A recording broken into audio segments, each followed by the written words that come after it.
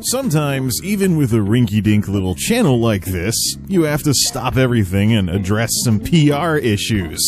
This is one of those times. This is Multimedia J Radio Style for Wednesday, April 19th, 2017. Let's start the show. Multimedia J Radio Style.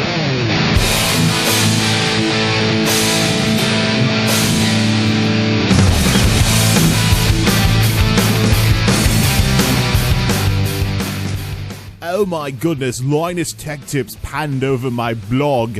I am so famous. Someone get my caviar and call my limo. No, just no. Ladies and gentlemen, if I sound a little rough, it's because I already recorded an entire podcast about an hour or two ago that I have since tossed in the circular file because this takes precedence over everything. I basically just nuked everything and start over. See, it's springtime where I'm at, and things are, the weather's getting nicer, so things are getting louder in the neighborhood. So I was thinking I'd have to back away from some of this podcasty stuff. Now that it's warmer out, there's going to be folks doing more outdoor activities, spring construction season is going to continue in the town, and blah, blah, blah, and things like that.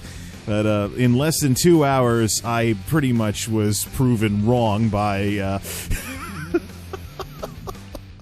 So yes, I was given the little tip-off on Twitter that Linus Tech Tips panned over my blog, responding to some haters and criticism of his channel regarding his, embellishment of thumbnails.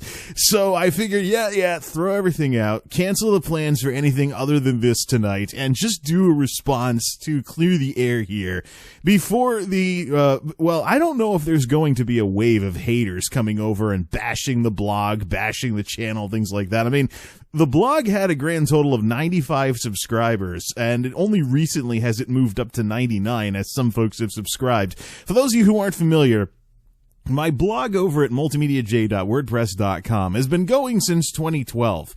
It's a text blog, and for the longest time it lacked some direction. And what I decided in recent years to do was to use it primarily for discussion of other people's content on sites like YouTube and things along those lines. Because you run into problems with some people not knowing what fair use is and things like that if you try and make a video responding to someone else's video and things like that. I've seen it before far too many times. So what I do is I just do an embed and I just write a text article instead. And basically with the blue format and everything, it's very similar to the old Profiles 1.0 from the early days in the mid to late 2000s when a lot of people were chiming in on other folks' uploads and vlogs and things like that back when that feature could still be on your channel page. This is ancient history as far as YouTube is concerned, but I just wanted to keep this tradition rolling.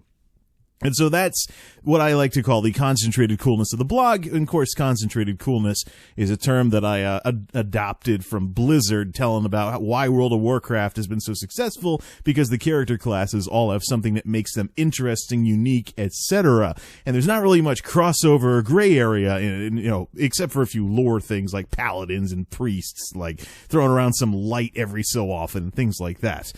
But anyways, Linus Tech Tips did a pan shot over my article from January 14th. Linus Tech Tips is going to end up with a YouTube thumbnail art gallery.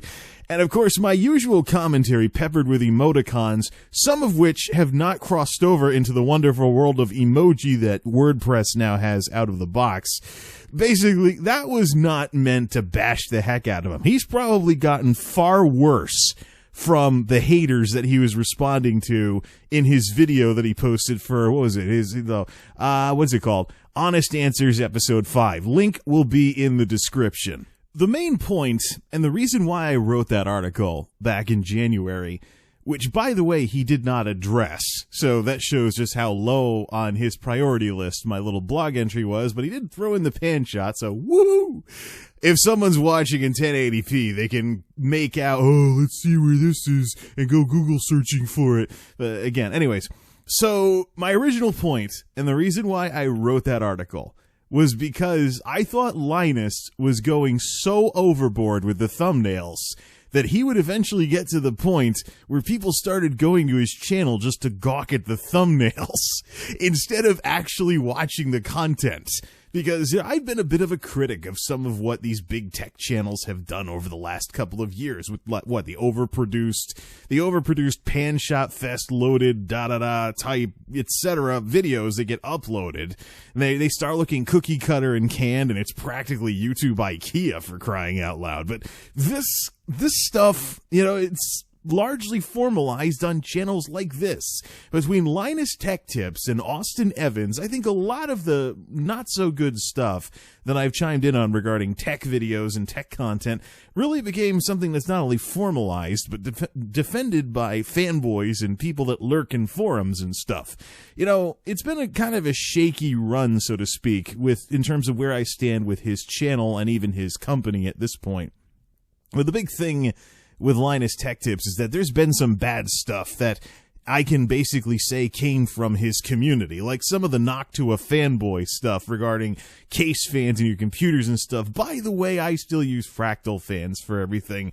Monolith runs very nicely off of Fractal Venturis, and quite frankly, this massive obsession with fans, besides the splitting hairs part of it, and regarding what you pay for a Noctua fan versus other stuff, I really think that whole situation with the Noctua fanboys in his community, that was a couple of years ago at this point, but quite frankly, if you're splitting hairs to overclock like 1% faster, you really got to reevaluate how you've designed your system, as opposed to paying like an extra $10 a fan or something like that to go from another notable brand all the way up to Noctua for what gain in performance, something that can be argued about on forums but doesn't register on the significant digits scale. And there's also the thing with the format too. These tech video IKEA and whatnot that I've bashed and whatnot over the years, that has kind of standardized the overproduced pan shot fest and whatnot. That kind of made things kind of dull, because then all the copycat channels came along, and next thing you know, everybody and their mother's uncle who buys a piece of electronics is now making a 5-minute YouTube video where they're panning all over the place. And in some cases, they just rattle off the specs on Amazon, and they don't actually do anything except serve as something that takes more of your time than just going over to the product page on some e-tailing site and reading the specs for yourself. Do I need somebody to give me the rundown on the upcoming RX 580 of blah blah or something like that that's made by MSI or something like? No. If I'm interested in that stuff, I'm gonna go to YouTube. What? I'm gonna go to Newegg, or I'm gonna go to Amazon, or I'm gonna go somewhere else, and I'm going to actually read the stuff for myself, or skip all the third parties. Go straight to the product website. Go straight to the manufacturer. Check everything out there. It's not like I need to sit through somebody's 5-minute YouTube video for every single thing I want to learn more about. But that's not the problem. The problem is that people who aren't as polished, and people who don't have the production material that a Linus Media Group has, or one of these big channels, people that don't make something that conforms to the cookie cutter specification that's normalized by these folks, you don't get views, you don't get anything. It's just... Here, I actually watch channels with like 20,000 subscribers, but the videos are about 20 times more real than, "Hi guys, this is my unboxing of XYZ Gizmo that I just picked up, blah, blah, blah, blah, blah." It's, even if it's not a review copy, I mean, it's just canned, prepackaged, and yeah, sure, it's popular. But, after a long, hard day at my so-called real job, at least that's what apparently that's what 9-to-5ers are these days versus these YouTube jockeys that have their channel as their main source of income, which I think is putting too many eggs into the YouTube basket. But that's another discussion entirely. But for those of us who work the so-called real jobs and whatnot, after we've been running around all day, we come home in the evening. Do we really want to see something that's basically Amazon++? Oh, look, text specifications spread out into a 5-minute video with ads tacked in as part of the video on both ends, so that there can still be advertising even though it's not technically part of the ad.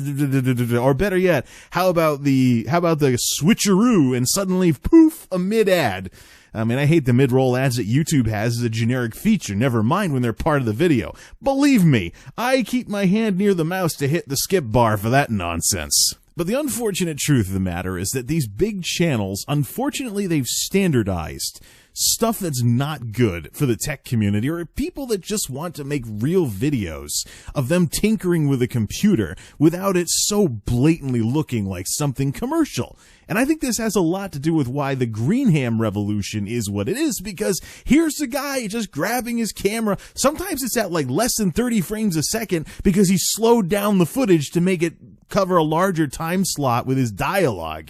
But here's a guy just making videos, tinkering with his computers with good show flow. He doesn't start the video by saying, "Hey, you're watching my channel," as if we didn't know that already, or "Hey, this video is about XYZ," even though you just read that in the description. I mean, he gets to the point. It's an ongoing story. It's cinematic. It has good show flow, and it's good freaking stuff to watch. Even though it doesn't have the polish of some of these bigger channels that have been driving this format into the ground for years. But that's the problem. The problem is not so much the big channels or anybody being jealous of success or anything. It's that smaller channels that want to actually grow an audience, they're too far away from the established standard, even if it's not official or anything. It's more of a crowdsourcey type thing. And so they can't grow an audience. They can't feel like they're amounting to something, and they can't actually get anywhere because they don't conform to the mold, so to speak. The good news is that the tide is turning, and there are channels that are a little grittier that are basically finally getting a chance to be in the spotlight. It's kind of like a YouTube tech video version of when hair bands gave way to grunge between the 80s and the 90s, in terms of one taking over for the other. So we went from big, giant, produced, overproduced metal that some folks won't even call metal these days to unplugged. But that's good, though, you know? I mean, eventually you gotta get past the overproduced stuff and look for the stuff with some substance to it. And if that's what's happening to Linus Media Group, well, hey, that is one of the ways that things change. One last note regarding this thumbnail thing.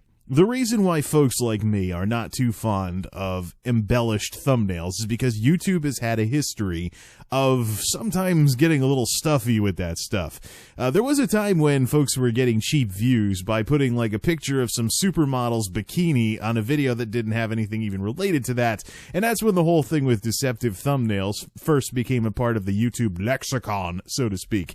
So when I see stuff like the stuff I made fun of in that blog entry, like, for example, the guy that looked like PewDiePie playing Yahtzee or the CPU barfer of Doom, when I see stuff like this, it makes me wonder, is this an attempt to bend the rules without breaking them?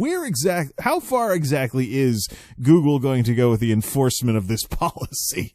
Of course, those are the more embellished things and whatnot. The one where the guy is, like, looking all passionate to keep it PG-13 with an EVGA laptop. I was like, hey, at least they got a room, but long as he doesn't short anything when he gives that thing a ring.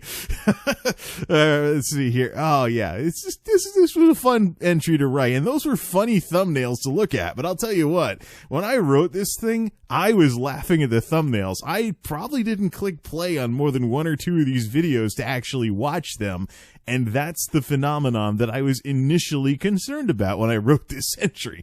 Of course, it looks like that Linus has gotten a lot worse from some of what lurks on the internet. So I think that's what he was pointing the cannon at in this discussion he had, but he didn't address my point. So it's if he ever wonders why his activity is dropping off, he may want to look at whether or not people are just going to his channel to make fun of his thumbnails instead of actually watch his videos.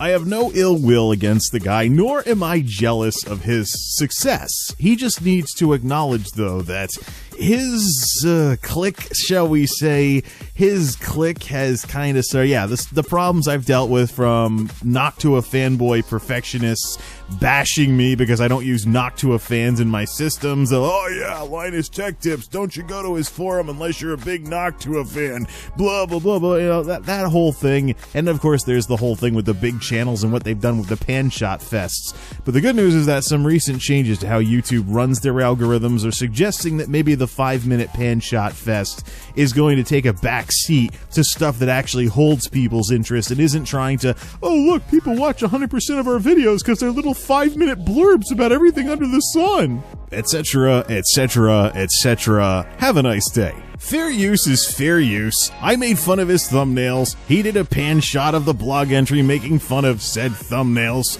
And pizza is still pizza. The end. I will still most likely watch the grittier tech content that I mentioned earlier before I watch his videos on a regular basis, simply because of what has transpired in the last couple of years, which was a niche that Tech Syndicate used to occupy before the unfortunate events that ended Tech Syndicate. But I think Level 1 Techs might be working on filling in that spot.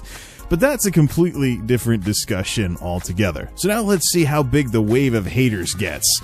Hey man, if I have to lay low for a bit, there's plenty of games I could be playing, and there's plenty of movies I could be watching. There's plenty of other things I can do in the evening besides goof around with this stuff. And plus, I know how that all goes with trolls and haters on this site. It's like someone turns a faucet on and off. One day, you're the most awful person in the world. You suck. You can't do this. You can't... And then one day, it's like, boom, off. No more. And they're all gone. And you just have a bunch of dislikes left in their wake. Folks do get bored with this stuff. In case we forgot, these are toxic human beings we're talking about, but still human beings. What Linus needs to reconcile is his desire to make, shall we say, artistic thumbnails versus YouTube's history of sometimes getting a little prissy with what's considered deceptive. But that is something for him to lay awake at night worrying about. As for me, I have far better things to do. Let's wrap this one up here, shall we? This is Multimedia J, signing off. Thanks for listening, and thanks for stopping by.